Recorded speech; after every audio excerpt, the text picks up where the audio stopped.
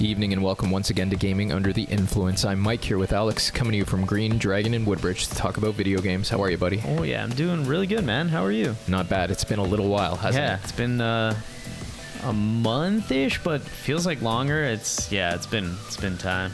It's been quite some time. Been playing some interesting games over the past month. Pragmata was cool. Pragmata, yeah, I'm still running through that, but I'm loving it. Enjoyed that one. Thought it was a really interesting example of the kind of things people with interesting ideas and a lot of money can do in 2026 in the video game media. Definitely the kind of thing that we're typically looking for, you know. I'm inclined towards something like that. New IPs and almost like the anti-Crimson Desert in terms of how well pruned it was. Oh yeah, very focused. Yeah, nice. Yeah, how interesting the world building and story was. But other than that, I don't know. I started playing Final Fantasy 12, which I'm enjoying a lot. And nice.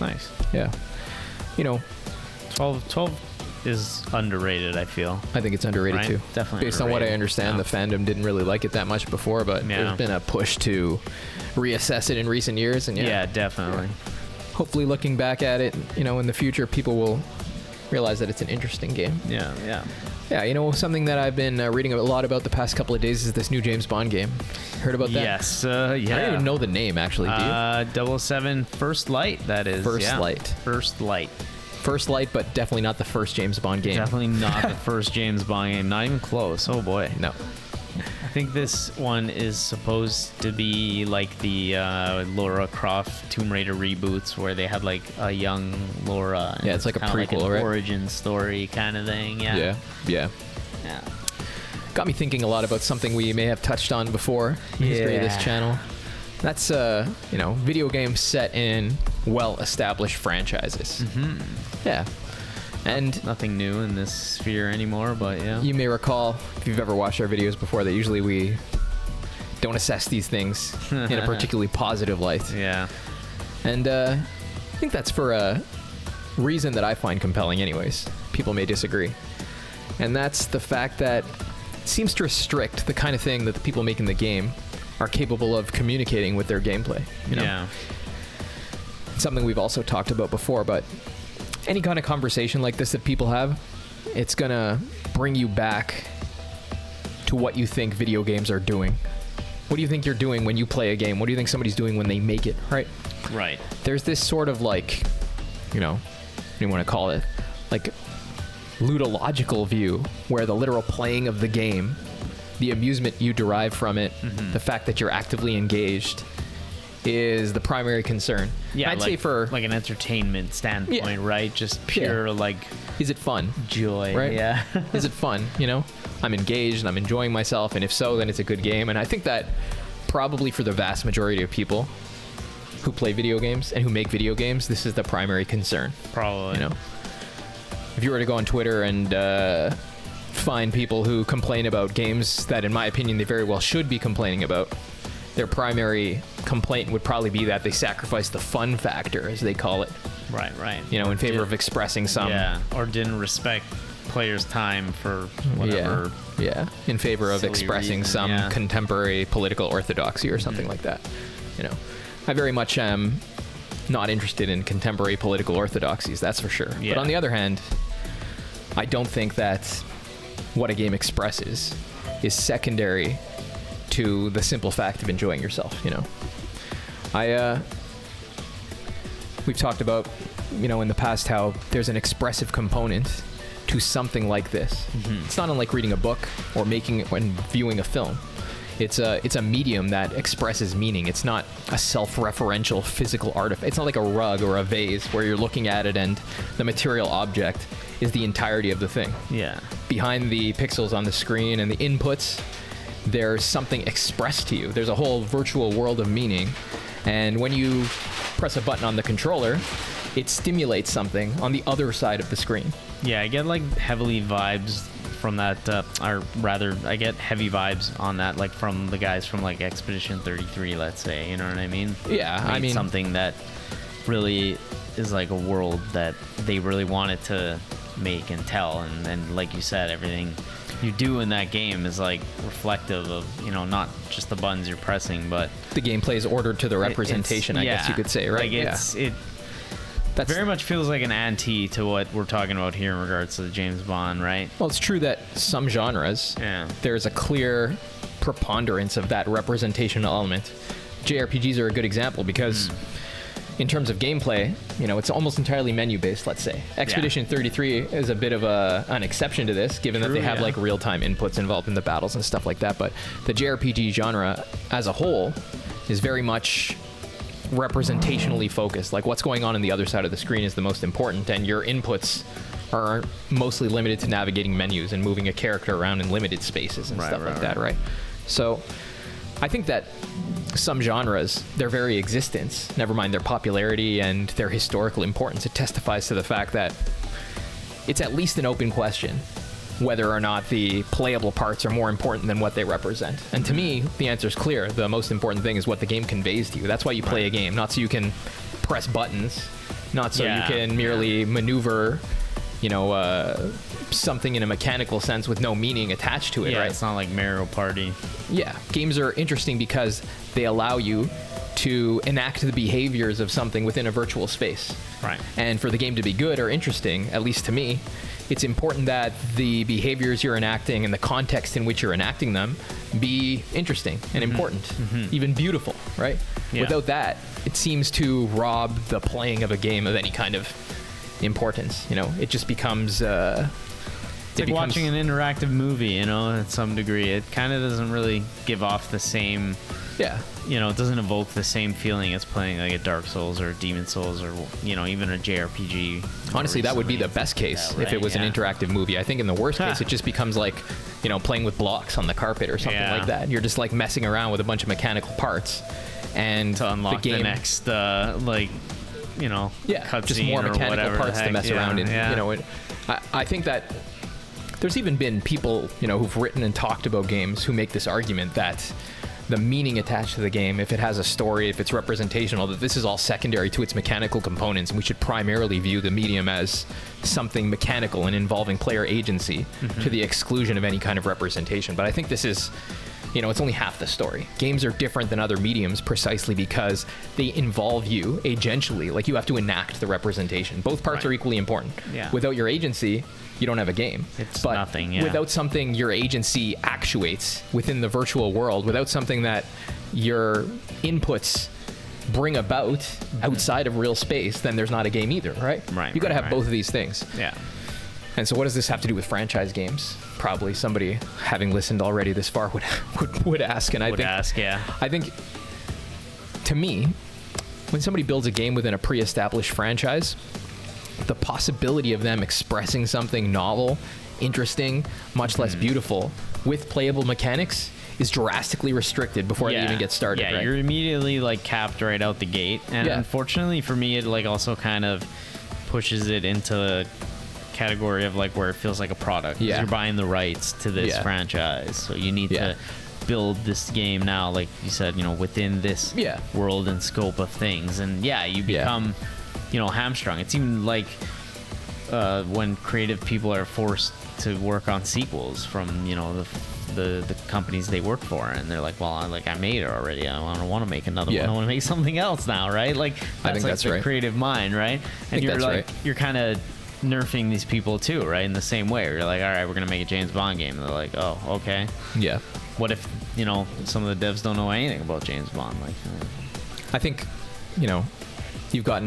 you've touched on a lot of the most important elements of this line of reasoning. It's a product alone when you do something like that. And I think that fact alone, the fact that you're necessarily shackled to something that already exists and people's understandings and expectations of it, I think that itself is what compromises the representational component of the game. And, the reason is because for something to be representational, for it to be more than merely a physical thing, representation has to diverge in some sense from things that already exist. Otherwise, it's just like looking in a mirror, right? You look at your own face in the mirror, it's not a game, it's just a reflection of something that already is. And obviously, it's not that literally constricted when you're making a new entry in a franchise, but it's quite like that, right? Like the scope and originality of what you can express with playable mechanics is restricted by the fact that you're operating within somebody else's idea.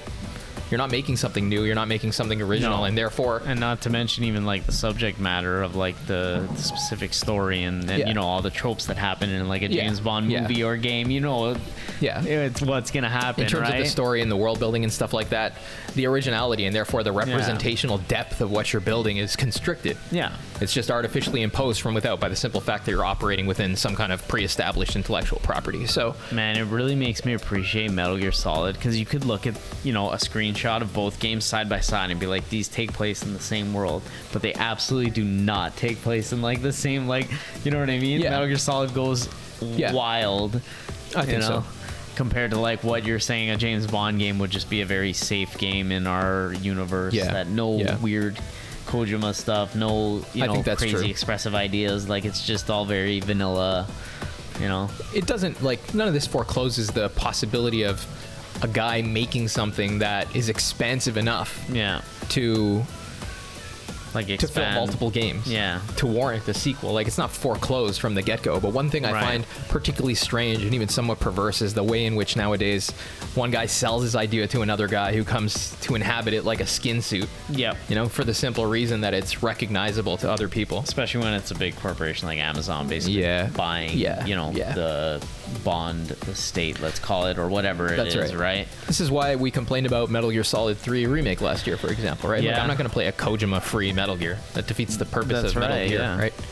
The guy whose concept the game was born from, he's absent, and now it's just like He's a long shallow... moved on. Yeah, and It's they're a just shallow milking imitation it of dry. itself, right? yeah. So, I don't know. But even then, like, even if it's some guy making a sequel to his own thing, like, I'd still rather somebody just not do that and make Just not something do new, it, right? yeah. Because, Yeah, that's again, fair. like, you go into something like this not merely to press buttons, not merely to manipulate mechanical components of a piece of software, Yeah. but so that through your inputs and agency in this virtual space, the world that somebody's expressing can be communicated to you, right? And when you just make a sequel, even if it's of your own thing and there's some true merit to it, or when Yeah. you just, you know, even worse, operate within the world somebody else already built, Yeah. it's already That's it already fair to say, yeah. cheapens it Yeah. to a significant degree, at least to my understanding, right? So I don't know. That's why when I look at something like Bond, and which, by the way, I'm going to be upfront about it, it's a franchise that I've never been interested in, and I Right, don't like it yeah. at all. You know, this character does not appeal to me at all. I'm not interested in it, not remotely. Fair enough. But even if I was, dude, James Bond came out, was invented before any of the people making this game were even born. I would wager. Oh no, right? for sure. It was Maybe there's one or written- two people in their 60s involved who lived to see the genesis of James Bond. Maybe, but don't by and even large, know. like, what was the guy who made up James Bond, the novelist whose name I forget, he's dead. Fleming, Yeah. something Fleming. He's I'm pretty sure he's long dead now. I The think he actors wrote who them- played James Bond, a Oh. couple of them are dead. Like, Yeah, James they're- Bond's yeah. it's a dinosaur, bro. Just like the Indiana just Jones like game Indiana that came out last Jones. year. Yeah, you're right. Like, is there not, like, how do people look at this and not feel cynically about it? This is just shameless, dude. Even the people who like James Bond, you think like a Zoomer is like, yeah, Bond. Like, James Bond. doesn't make any sense, man. Who are you appealing to? Like a bunch of 40-year-old millennials at this Yeah, point? Like, yeah. even them, they were probably not around to really enjoy anything except for what, like Skyfall or something like that, you know? It seems so even, strange to me. yeah. It seems like a shameless, like, you know, attempt to make a product that appeals to people on the basis of the branding but alone, yeah, right? brand recognition, man. Yeah. It's a powerful thing, but yeah. And even if mechanically it's enjoyable, and I'll give it the benefit of the doubt because it may well be. Maybe. I haven't played it. I have no intention on doing so. So it's likely that it could play well. The combat could be fun. Like, you can get through it and enjoy Yeah. yourself at that level. But at the end of the day, the capacity of the people who made it to express anything interesting that would justify my agency within that virtual world, it's already restricted, It's right? limited, yeah, and it's limited to what, like you said, is James Bond. And I mean, if Yeah. you don't like it already, then you pretty much know. Even if I Right? did, like, Yeah. James Bond, you know, it's a thing. It already Yeah. exists. It's been iterated upon and iterated upon by different people over the course of like 6 or 7 decades. Yeah. So come on, man. At some point, you have to realize that what you're doing is no longer about the representation. You're just either trying to make money or Yeah, to you're make just making a product, yeah. a set of playable mechanics that may be fun to engage in the short term. But Yeah. if that's all there is, like, again, you know, we crash into this question, like, what do you think it's for? What do you think playing a game and making a game is for? Yeah. Do you think at the most basic level it's just supposed to be some kind of amusement? then I guess, all the power to you, man. Enjoy your... I think a lot of people would I think agree, the vast but majority yeah. of people would think that. We'll probably get somebody in the comments saying exactly something like that. Yeah, it's But- about fun, man. At the end of the day, Can be lots more of the than games, that. by the way, are not fun. They're torturous to navigate and get through, and it doesn't make them any less excellent for it because Very true, what they very true. represent using playable mechanics is interesting. Yeah, it's interesting and beautiful in its Yeah, own way. yeah. There's a integrity and a fullness to the form conveyed to your mind by playable mechanics. So I don't know. That's what I think games are for. That's why I gravitate towards games like Pragmata, for example. Right? Yeah. It's an original intellectual property. Maybe it has some precedence. You can see what inspired it. Definitely. But it subordinates those pre-existing things to its own original world building and storytelling and all that stuff. So Yeah, it takes what it needs and it makes it all work, right? All That's the right. gameplay systems and Yeah. even just the moment to moment stuff, right? yeah, I think The way the wanting world is constructed. it's a mistake to think that It's not anything new, but it is also very new at the same time. that's exactly right. Yeah. It would be a mistake to think desiring something original means desiring something without any precedent, because Yeah. in the world of we're not God, man. We're not creating something from nothing. Nobody does that. It's not the first video game. Everybody We're who not makes talking about something, Pong the here first or guy who ever something, made yeah. something, like a guy painting a portrait Yeah. 1,000 years ago, he Yeah. looked about the world, he painted other people, even if he painted something weird and knew it was an amalgamation of things that he'd seen in the world before, right? Everybody works with something pre-existing. The question is whether or not that's the pigment in a new painting, so to speak, whether you're subordinating it to your own original creative concept or whether it is simply the thing you're making, Yeah. replicating it, Yeah. right? Whether you're a mirror or whether you're somebody taking pre-existing matter and imposing a new form on it, right? So, in most interesting things that come out, whether it's in terms of what they're representing or the mechanics they use to represent it, there's clear precedence, right? Pragmata Yeah. has clear precedence. Oh, for sure. You can look at something like Pragmata and there's this child and parent story, this close relationship they develop over the course of the game, and it has precedent. Something as recent as the cursed God of War game God of War, that I yeah. very much dislike also from recent years. And there's a lot of, I'm sure anybody can come with numerous examples of this kind of for sure. relationship existing in media. But these guys take a precedent, they reestablish it within their own world, and a new course of events that take place over the story.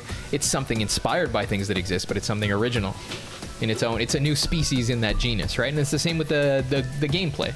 Yeah, it has yeah. lots of clear inspirations. It's got some Souls-like elements in terms of its gameplay loop and the dodging and the. Keeps you on your toes, You can see though how they take that Soulsy flavored format and Yeah. they put a new mini game involved in the shooting, right? There's ways that they are inspired by things that already exist, but they iterate upon it, both in terms of the concept and the gameplay, so that it's something novel. And you play through it, it's not overly bloated like something like Crimson Desert is. Oh, the God, idea yeah. is interesting, unlike something like Crimson Desert. And by the time you're done, you're like, yeah, it was worth my 20 Yeah. hours. It was worth my agency, right? Yeah. I don't regret spending my time on this because, I engaged with a whole established, ordered multitude of meaningful parts. And you take it away from you. It lives inside your mind, right? That to me is what makes a game leaves interesting. the lasting impression, right? Yeah. Those are the ones you walk away from and you're thinking about it the next day and you're like, Yeah. wow, that was, I think Final Fantasy is something we always bring up, but Final Fantasy is an Yeah. established brand. But when somebody makes a new Final Fantasy, they're not making a sequel to a Final Fantasy that existed before, at least most of the time. Maybe yeah, there's 10-2 or something like that. 90% of the time, Yeah. 95% But, of the time. from 7, 8, 9, Yeah. 10, 12, 13. Even when they 15, do 16. spin-offs, they're never direct Yeah. sequels. They're always Final Fantasy 7, the Advent Children or whatever. Yeah. No, that was the movie. Sorry. It's a good example, though. It's still a new. Yeah, Crisis Core, Yeah. the game again. Yeah. It's I don't know. I guess it was a prequel technically. Even 10-2 or whatever. drastically altered a lot of the mood and the gameplay of the original. But in any case, when they make a new Final Fantasy, the typical case is that there's a pre-established set of symbols and tropes that they're going to use. But that's not the world. It's just some It's not naming totally conventions and rigid ideas that either. recur. Yeah, Yeah, And they can kind of, they stick with some things, but also are kind of able to. they're located mold within a things new into- world, yeah. right? With new characters, new set of events, often new mechanics and stuff like that. So Yep. this is the way that I think, if you're going to rebrand something in line with something that already exists, that would be the ideal way to do it. Yeah, The Souls-like agreed. genre is another great example of ways that you can iterate upon a bunch of storytelling and gameplay conventions that already exist without simply replicating them, right? And, even recent sort of Souls-like games like Stellar Blade, like Black Myth Wukong. These are games obviously inspired by Souls games, but not only is the world that they depict totally different, not only do they depict it totally differently, but the mechanics also are inspired by like character action games and stuff like that. Yeah, you know? yeah, they take a bring little in bit new from here, inspirations. and yeah, right? exactly. In addition to Souls-like games, where we see this kind of iteration, both conceptual and mechanical terms, there's been a lot of Disco Elysium style games that have been coming out just this year, I think. Yeah. Games like Esoteric Ebb in March, which is like a high fantasy, kind of like more lighthearted take on the Disco Elysium gameplay and storytelling. But you can tell the guy was inspired by Disco, but he invested the format with a whole new world idea, and new game, storytelling and stuff That's like awesome. that, right? There's the new game from the same company that made Disco Elysium, which I was somewhat cynical about because they fired the whole writing team and the That's guys who right, conceived the yeah. game, but I've heard that it's quite good. So yeah, it deserves a shot, I guess. Yeah. And it looks like, I mean, you can clearly tell it's made by the same people, but Yeah, probably the it same looks like a artists and totally, stuff like that. totally If you look at it different on its thing, right? own terms and not as a sequel Yeah. to Disco Elysium, maybe there's something to appreciate in that, right? Like Yeah, they're telling yeah. a new story using the same, artistic and representational conventions. Yeah, So, like a Final Fantasy, right? like a Final Fantasy, yeah. So I think that this is the way that things should unfold in an ideal world. right. There should be something we see elsewhere that we appreciate, and we go and we invest it with new representational significance. Because again, the Yeah. point of playing a game is not merely to mess around with a controller or to merely enjoy yourself. It's to enjoy yourself and have agency over a representation that conveys something meaningful Right. to you in the moment, And that absolutely doesn't mean like some kind of like political messaging or any kind of thing applicable to your own life No, or the no. world at large, actually.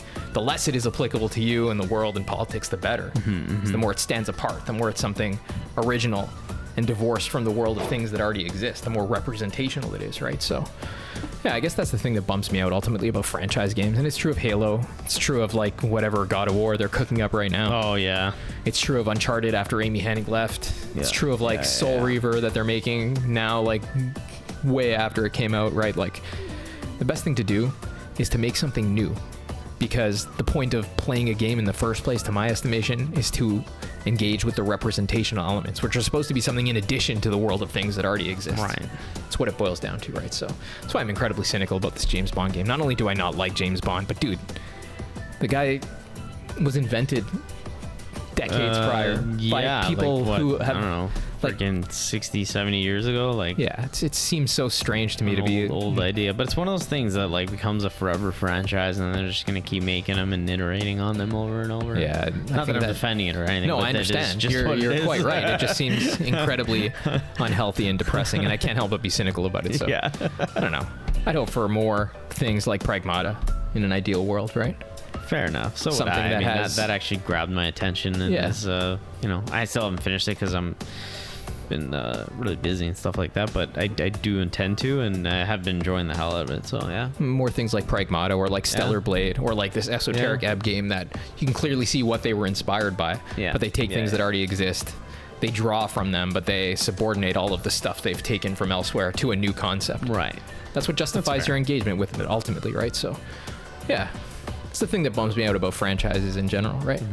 The exception being Final Fantasy style franchises where the name just indicates Or something even about the more recently, like Dragon Quest. Yeah. or Dragon Quest, Yeah, yeah. they kind of do the same thing. Maybe to a lesser degree. Yeah. Their stuff is a lot More thematically and thematic mechanically similar. consistent. Yes. Yeah. Yeah. But they still do, mostly new characters, a new world-ish, even if it appears more like the Yeah. previous one than That's like true. the Final At least it's Fantasy, always but- an original story in Yeah, the world and yeah. stuff like that. But yeah, man, can't help but be a bit cynical about that. That's fair. Really hope that there's a movement away from that in the future, but we can be realistic and say probably the opposite. will Probably happen. not, yeah. Yeah, it's safe, right? But then again, there's not a super lot of those games, I don't think. Maybe like the Uncharted style of things. That's true. Yeah, not, that's what I understand this James Bond game to be, and it's not like super prevalent no anymore. I'm definitely so- not a fan of that style, but of all the things that would put me off in this game, that's probably lower on the list, right? Yeah. The part that depresses me is the simple fact that That it's, we see people spending probably like $100 million churning out a game like this when they could have used that money to make something new and original. That's the other thing. Like, how much did it cost to get the license? You could have taken that money and it's just done something incredible, else with it, right? It's incredible. Yeah, whatever. Even the company that makes it, dude, have they been making Hitman games for like 30 years now? What's the situation there? Probably. I think it's been quite a while, yeah. Come on, right? Yeah. It's a bit much, don't you think? Yeah. Frig, even Game Freak is moving away from Pokemon. Yeah. They're probably so sick of that. And How cool is that? Making one of the coolest looking games of the year. Or, That's fantastic, is it this yeah. year or next year? I think it's this year, This August. year? Yeah. Could be game of the year. It looks like, I mean, who knows, but we'll see. It's another one where you can look at it and see clearly what it draws from, things like Monster Hunter Yeah. and Dark Souls, but they're doing something new and original, and you That's gotta so different from laud them anything they've for it, ever right? done Yeah. before. So it's Yeah. it's very sick. Yeah. Looks sick. I don't know, that's our take, I guess, on franchise games. This whole In light of First Light. whole line of reasoning stimulated by the release of the James Bond title and the fact that it's being praised by most different media outlets. So Oh yeah. yeah, guess we'll leave it at that and come back after we've played something interesting in the next couple of weeks. Yeah. Thank you guys very much for tuning in. Hope you've enjoyed and take care of yourself. Yeah.